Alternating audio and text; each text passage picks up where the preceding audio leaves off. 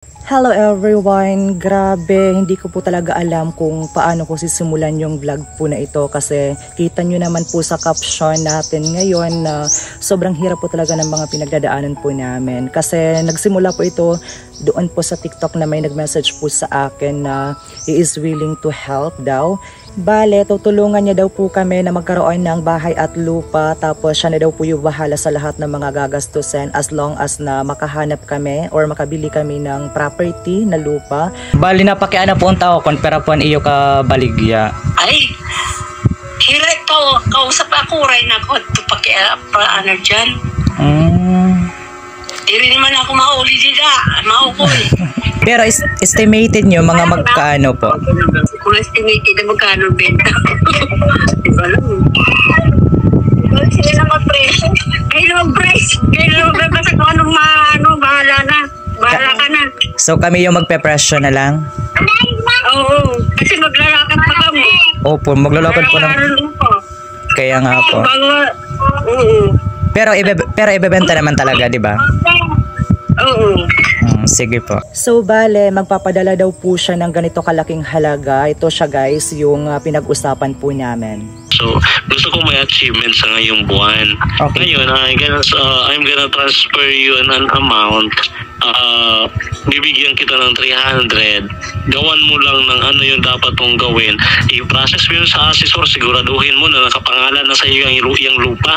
Ang problema dyan, anak, hindi matatransfer sa iyo yan kung wala dyan yung may-ari. At humingi ako sa kanya ng suggestion na kung pwede ATM na lang kasi yung pagpa-open account ng passbook is mahal talaga siya guys sa 5 digits. While yung ATM 3,000 pesos. Pero yung 3,000 pesos napakalaking bagay na po yun sa amin na mawawala. Napakalaking tulong na po sa amin yung 3,000 pesos guys. Grabe yung paghihirap bago makakuha ng 3,000 pesos. Pero yung reply niya, sabi niya hindi nga pwede na ATM lang. Need natin ng may bank book daw. Kasi malaki ang need natin na ipasok. Kaya nga sabi ko sa iyo, punta ka muna doon sa bank, tanungin mo kung makukuha ba ang bank book agad, tapos tawagan mo ako. Actually, dito pa lang, nagkaroon na talaga ako ng doubt sa kanya kasi kung pwede naman na mag-send siya ng ganung kalaking halaga, pwede naman sa ATM ko which is, meron naman akong sariling ATM.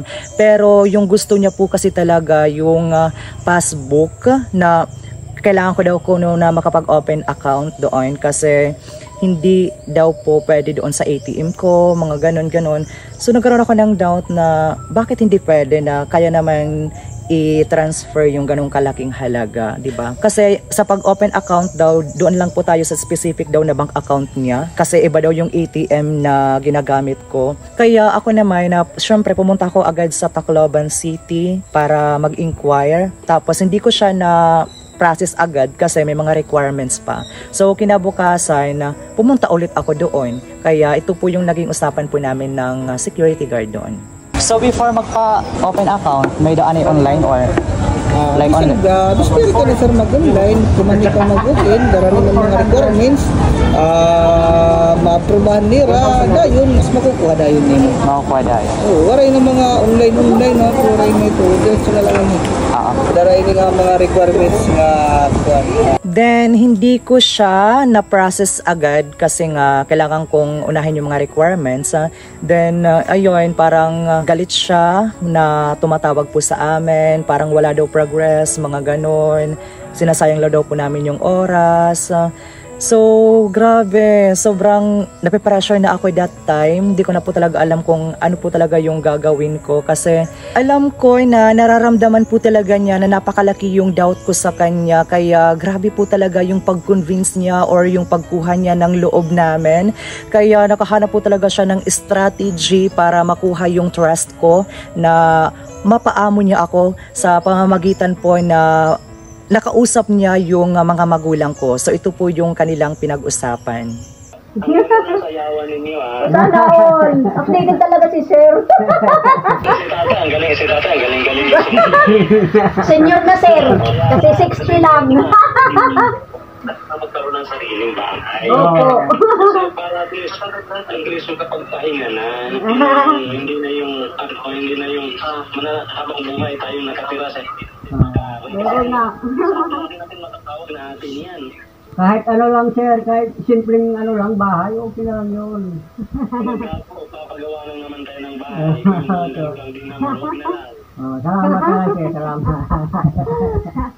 Talagang alam po talaga niya kung ano yung mga kahinaan ko, which is yung mga magulang ko po talaga, kasi lahat gagawin ko hindi para sa akin kundi para po talaga sa kanila. Gusto ko na mapasaya sila, mabigyan ng komportabling buhay, kaya ganun na lang po talaga yung strategy niya para makuha po talaga yung loob ko.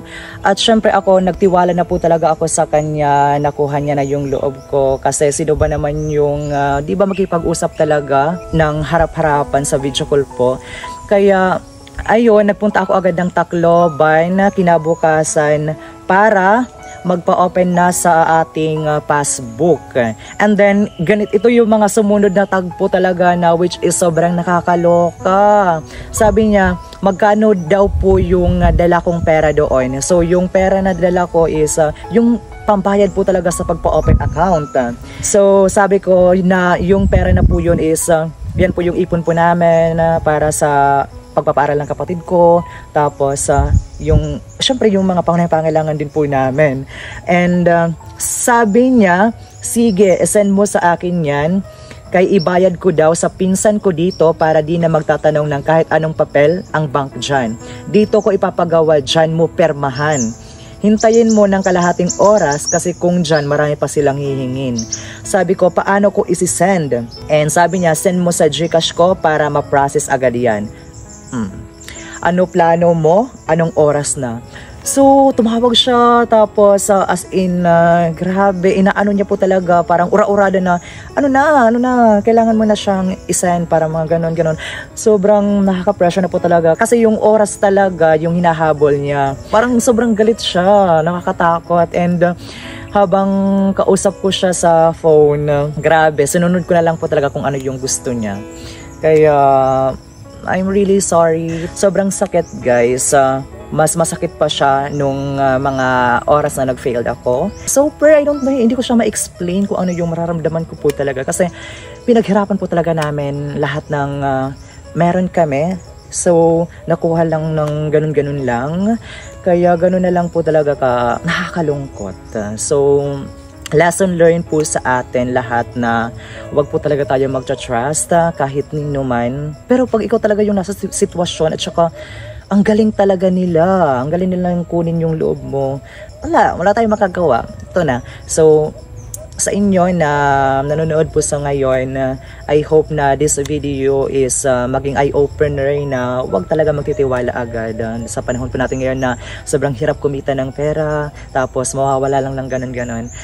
Nalulungkot talaga ako, hindi para sa sarili ko, kundi para sa pamilya ko, especially yung parents ko na nasaktan ko, guys, sa mga lahat ng mga ginagawa ko. Kaya I don't know, hanggang dito na lang po muna tayo, everyone. Thank you for all the love and support, and see you again on our next video.